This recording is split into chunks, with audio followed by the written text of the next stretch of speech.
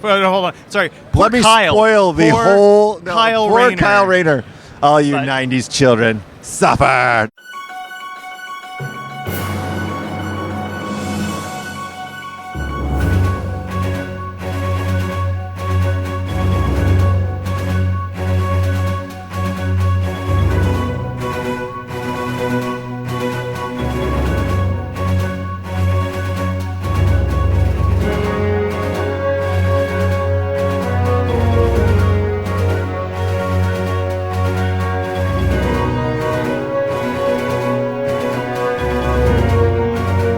Jeremy Adams, you have been putting your own emotional toll on the DC universe. That's right. That's what I do. You know, emotional damage. Yeah. Poor writing. Let's talk about the impact of the world of Green Lantern. Yes. The emotional spectrum's in upheaval. You've been blowing up power batteries. Yeah. You know, the United Green Lantern Corps or United Planets Green Lanterns have been channeling a lot of different powers these days. That's correct. What's coming up? What's going coming on? up? I mean, what can I tell you? It is hard. Green Lantern is an incredibly hard thing to jump into, knowing that Jeff Johns has created so much good stuff that you're like, well, what do I do now? You know, and the only thing I can think of doing is like destroy it all, bring it back down to the studs. Yeah, what's going on? If you've been following the book and Hal's been on Earth, we've been doing this kind of like slow pacing as we start moving toward the mystery that's happening in space. And now we're back. Now we're in space, and now we're finding out how duplicitous Theros and the Durlans have been, and their infiltration of United Planets. How Carol Ferris has made a huge decision, which has ramifications. The emotional spectrum is manifesting itself, not just with United Planets being able to shift their color, but Theros being able to control emotions from people. But it's having other strange effects that we're seeing coalesce around maybe ex-fiancés or whatever.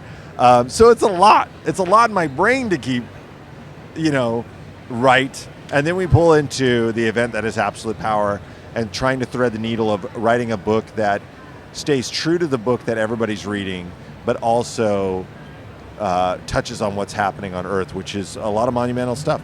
Well, you already got a lot of practice with Night Terrors. And, walking the fine line. Yes. But, I mean, and that was a wonderful story. Thank you. But, Hal, doesn't have his ring. We know that coming up, he's arming himself with some very unique weaponry. Yes. To get the job done. But how is Hal dealing with the Absolute Power events? Because it really seems like, he's had moments where he's been without his ring. Right. And he's risen to the occasion. But it's very different when everyone around him is depowered at the same time. Well, I mean, here's the thing. You have Hal Jordan, who really leaps into danger, so he's not... His thing, the opening, I think, page of the first Absolute Power tie-in with Green Lantern is him going like, I don't really care what's going on. She loves me, and then he gets punched in the face. So Hal's always going from the frying pan into the fire a lot, but to a degree, he's had no idea this stuff is going on. He comes home, he's thinking happily ever after, at least with Carol, and then things blow up, and next thing you know, he's being attacked by a shark. So, comics, people. So now, the way that he's thinking about anything is, I got to get out, then I can think about what is going on and how I can deal with this. So the first two issues of Green Lantern Absolute Power definitely deal with him dieharding himself out of this situation and the other stuff going on with other Green Lantern characters. But then the third issue is him, and more of it's talked about in the Absolute Power book, but him having a mission on what he needs to do in order to find Carol and get back to the stuff that's happening in space. Because he's also like, yeah, Earth is Earth, but I got a lot of stuff going on up there, which is bad, and his friends are captured, like a lot of bad stuff. So I actually think ranking on the problems in his life, the Earth stuff isn't that, it's more of a nuisance right now.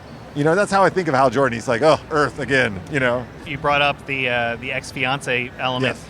Is it the Gray Lanterns? Is it the emo lanterns? What are we talking about? Because the internet's been branding it a couple different ways. I think it's Gray Lantern. His name is Sorrow. That's going to be his kind of moniker right now. Okay.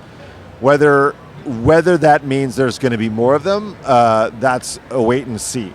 Right now, it is very much in mirror image of creating an antagonist for Carol, much like Carol as Star Sapphire was originally an antagonist for Hal Jordan. You know, when Star Sapphire showed up for Hal Jordan, it was definitely this kind of like, oh my gosh, she was, you know, wanting to, because of her love for him, you know. This is kind of the opposite of that, but for Carol in a way, you know, and that's just a hint. I've done a lot of hints, but a hint at what's happening in the emotional spectrum at large. So we'll see more of him, and provided I'm still on the book, we'll see more and more and more. Jeremy, are you all in with DC? I'm all in. Well, congratulations on getting to continue your books. Thank you. Getting to do more Green Lantern stories. There were a couple teases that came out recently. Yeah. The Red Lantern seemed to be back in play, and if I recollect correctly, Mogo is back in play. Well, I don't know. No. Darn solicits. No, okay. Well, I would say that is a we're big, holding this for later. Yeah, It's okay. If fine. we're holding it for later, Yes. then yes.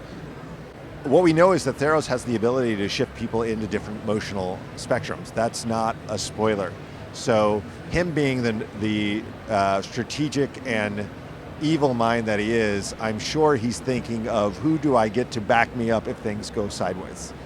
And I feel like having a giant sentient planet could be a great, you know, wingman, you know. Well, we have to talk about one of our other friends. Mark Guggenheim got to partner yes. with you for Oh my from gosh. the backup stories. So much better than me.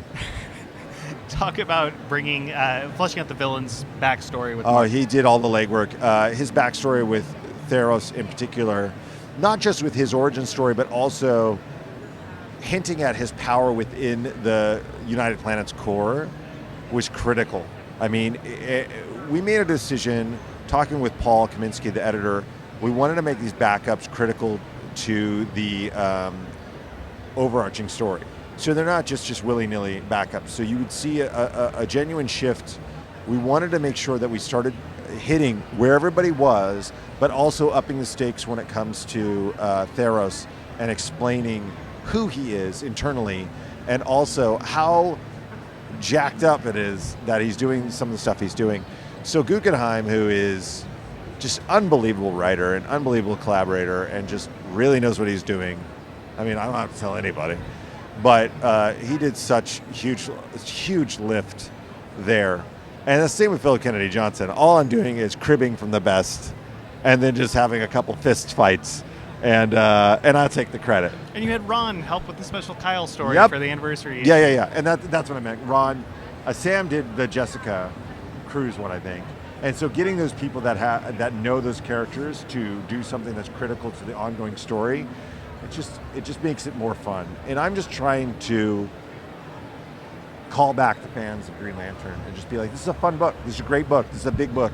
I want people to be excited about it like they were yesteryear. And I know people are very trepidatious about buying any books these days, but I want to make it big bang for their buck. And it's just going to get crazier and crazier and crazier. Well, you know I'm an avid Green Lantern fan, and I absolutely love everything you've been doing. Thank and you. The fact that you're getting to bring in these talented creators to complement I'm and so lucky. add to what Yes. you're doing is just so much fun. So much fun. So, anything else exciting coming up that you want to tease?